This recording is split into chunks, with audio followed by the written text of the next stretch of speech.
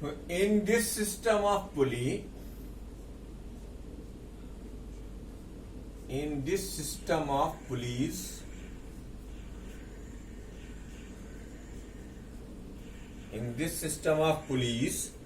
two blocks of pulley are used.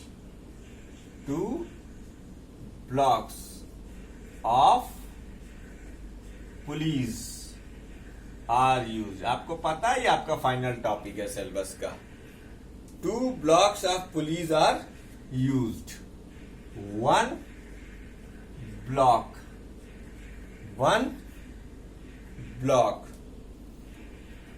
अपर वाला जो है, upper one block upper having several pulleys,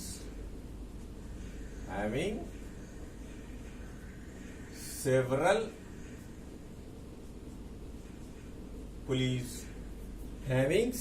pulleys is attached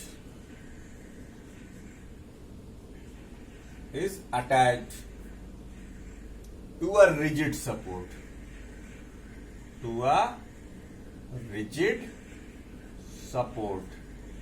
एक rigid support से हम इन्हें अटैच कर देते हैं. Attach to a rigid support. अब ये दैट इज फिक्स्ड, ये फिक्स वाला पोर्शन हो गया. अब इसका हम डायग्राम भी आपके सामने बनाएंगे. That is fixed. And the other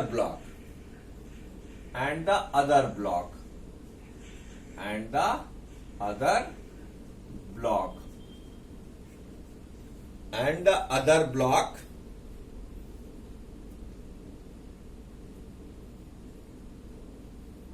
lower. एक तो अपर पोर्शन हो गया, दूसरा क्या हो गया, lower portion. Having several pulleys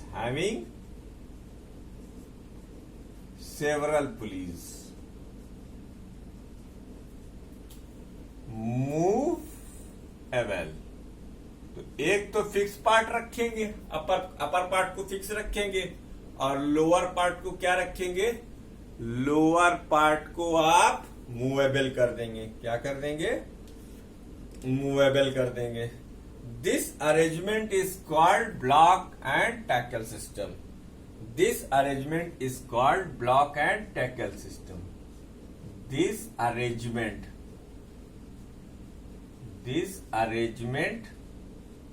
is called block and tackle system. This arrangement is called block and tackle system. This arrangement is called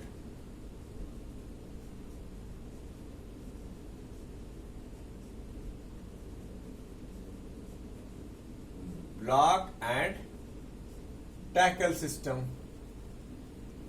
अब हम लोग पढ़ेंगे कुछ ब्लॉक एंड टैकल सिस्टम के बारे में.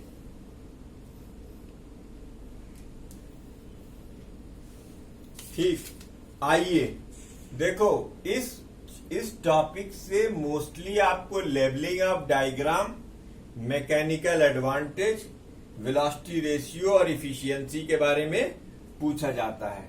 तो सबसे पहले हम करेंगे 5 पुलिस के लिए एक ब्लॉक एंड टैकल सिस्टम को बनाना कैसे है वो ध्यान से देखो. यार ये बोर्ड टेढ़ा ही क्यों हुआ जा रहा है, मेरे समझ में नहीं आ रहा है. चलिए देखो, इसको हम बनाना सीखेंगे. अब बहुत से बच्चे इसको बनाते टाइम बड़ी बड़ी गलती करते हैं. स्ट्रिंग को सीधा रखना है. सबसे पहला कॉन्सेप्ट तो आप ये सीखिए कि स्ट्रिंग को सीधा रखना. मैंने कहा अपर ब्लॉक फिक्स्ड है, तो पहले आप एक डंडा लाइए.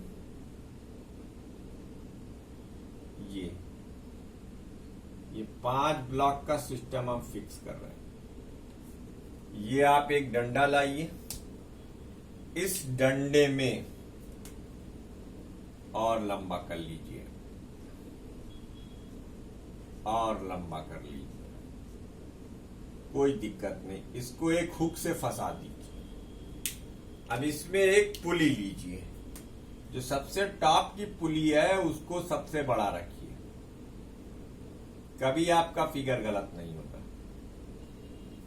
ठीक, उसके बाद वाली जो पुली है उससे अब देखो यहीं से एक छोटी सी अंदाज से स्ट्रिंग खींच दो ताकि तुम्हें दूसरी पुली खींचने में दिक्कत ना हो।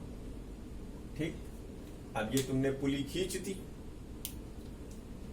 अब ये वाली स्ट्रिंग ये वाली दोनों स्ट्रिंग ये जो इसके नीचे बनने वाली पुली है उसको टच नहीं करेगी, पहले बता दे रहा हूं।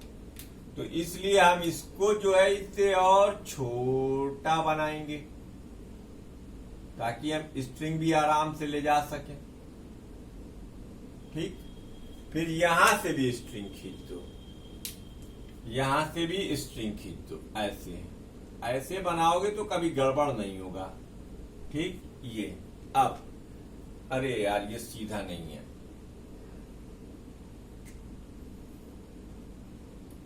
अब सुनो, अब यहां से तुमने स्ट्रिंग खींची, ये दोनों सीधी स्ट्रिंग है। अब जो तुम्हारी तीसरी पुली है, इसकी जो तीसरी पुली है वो इससे भी छोटी बनाओ और इतनी छोटी बनाओ कि कम से कम तुम 2 स्ट्रिंग उसके ऊपर दिखा सको। तो 2 स्ट्रिंग तुमने दिखाना है तो 2 स्ट्रिंग तुमने ये दिखा दी भाई। ये देखो, टेंशन मत लो, अब बहुत आसान है ये। तो ये टेक्निक समझो पहले तुम। अभी सब स्ट्रिंग जुड़ जाएगी, सब सही हो जाएगा। अभी हम एक ही स्ट्रिंग से सबको जोड़ लें। तो कितनी पुली है भाई? 3 पुली है। कितनी पुली है भाई? 3 पुली है। ठीक, अब यहीं पर एक हुक ले लो और एक दूसरा फ्रेम लाओ। अब एक दूसरा फ्रेम लाओ। ये वाली जो पुली है इससे इसकी ये वाली पुली से थोड़ी सी बड़ी पुली लाओ, बहुत ज्यादा नहीं। मतलब बड़ी पुली का मतलब रेडियस उसकी थोड़ी सी डिफरेंट होनी चाहिए। एक पुली ये हो गई बेटा, और तुम्हारी ये दूसरी पुली जो है वो ऐसी लाओ कि ये वाली पुली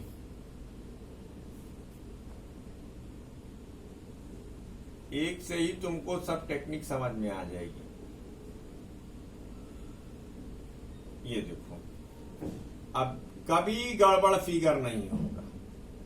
मैंने अक्सर ये देखा है कि इसका फिगर लोग सही बना नहीं पाते। मास्टरों से बनवा के देख लेना जिनसे ट्यूशन पढ़ते हो। लोड टेक्निक ही नहीं मालूम उनको, वो तो किताब कॉपी करते हैं। ठीक है साहब, तो अब आप यहां से एफर्ट लगाइए। चलिए अब हम सब काला कर देंगे। यहां से आप एफर्ट लगाइए। ठीक, ये टेंशन है और ये आपका एफर्ट है, देखते जाइएगा। अब ये पुली घूम कर आई इसके पास, ये देखिए। ठीक, अब ये पुली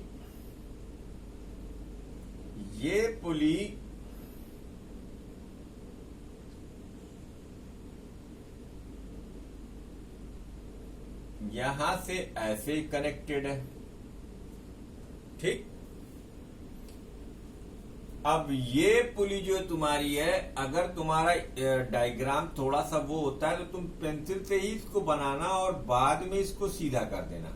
ऐसे ये पुली आ गई, यहां से ये घूम के गई और इसके बाद ये वाली स्ट्रिंग ऐसे मिल गई, फिर ये वाली स्ट्रिंग ऐसे मिल गई। ये देखो, काफी हद तक मैंने सीधा करने की कोशिश की है।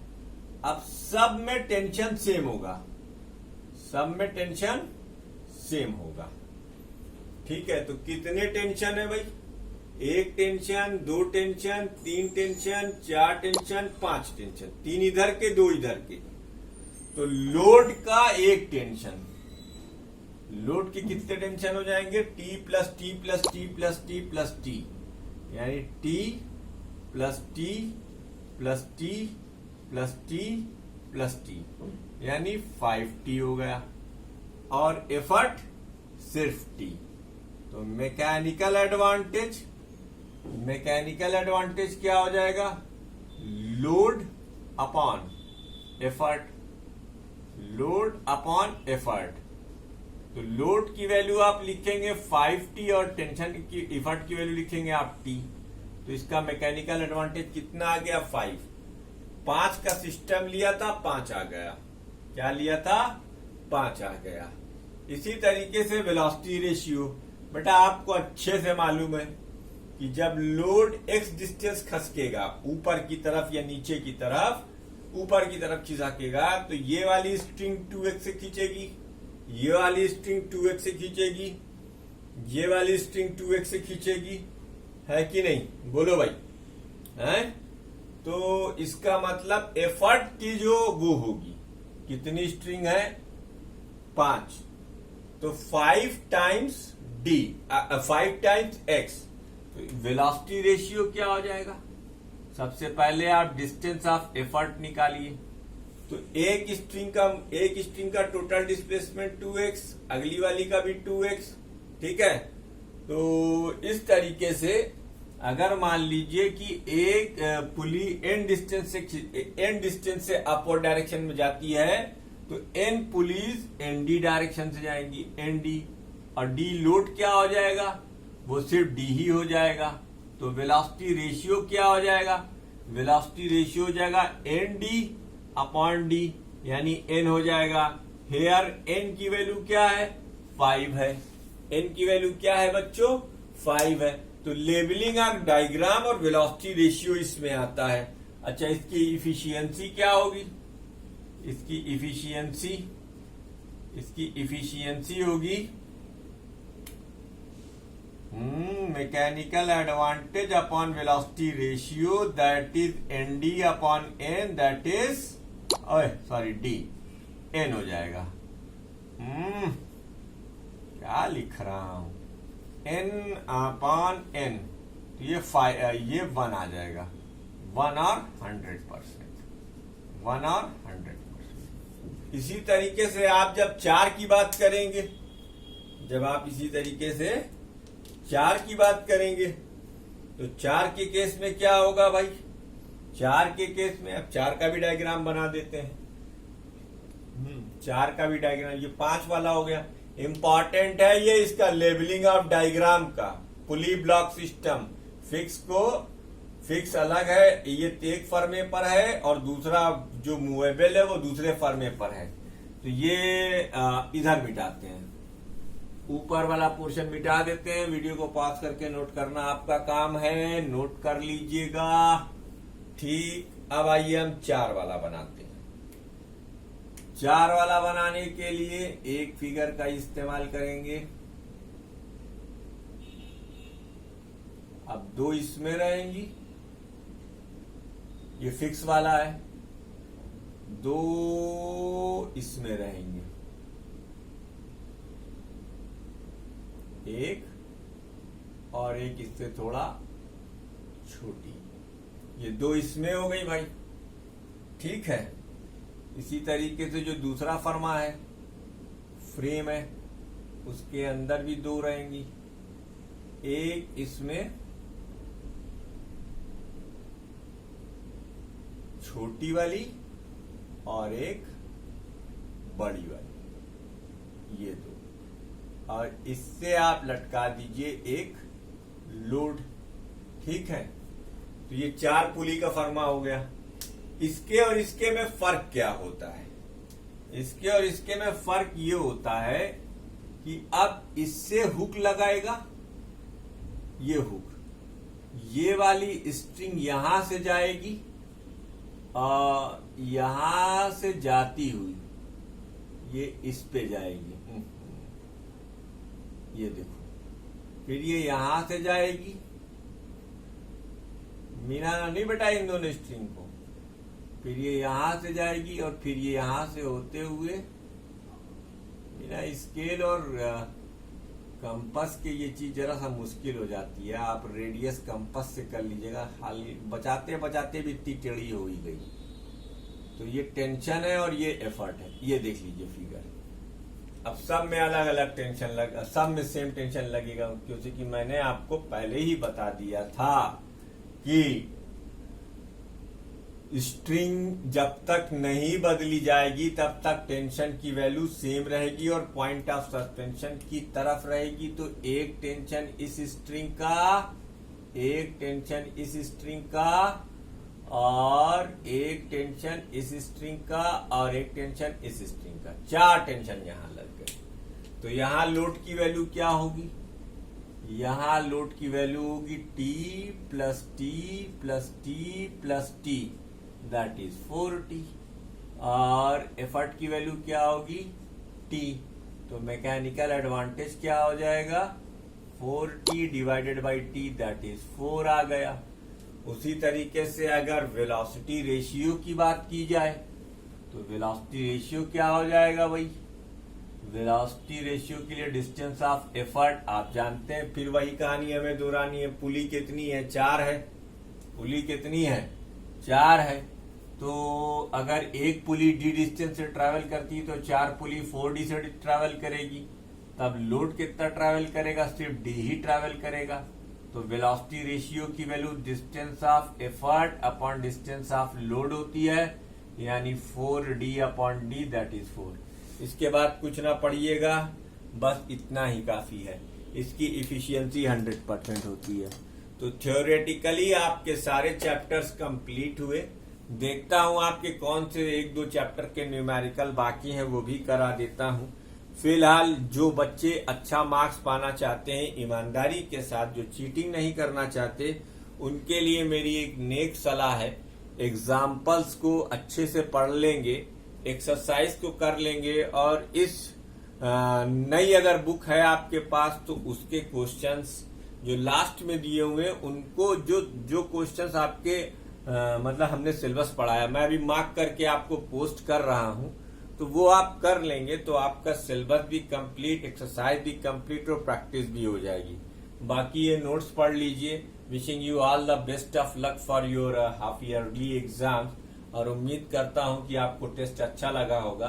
तो मुझे फिजिक्स ग्रुप में कमेंट कर जरूर बताइएगा कि आपको टेस्ट में कोई दिक्कत तो नहीं हुई, और अगर कहीं किसी को कोई डाउट है तो वो मुझसे पूछ सकता है। अब हम लोग 6 मंथली के बाद ही नया थ्योरी चैप्टर पढ़ेंगे। कोई डाउट अगर होता है तो आप मुझसे पूछ लीजिएगा। दीजिए मुझे इजाजत। इसी के साथ आप सब अपना बहुत ख्याल रखें। कोरोना काल चल रहा है। अल्लाह हाफिज, नमस्कार, थैंक यू वेरी मच।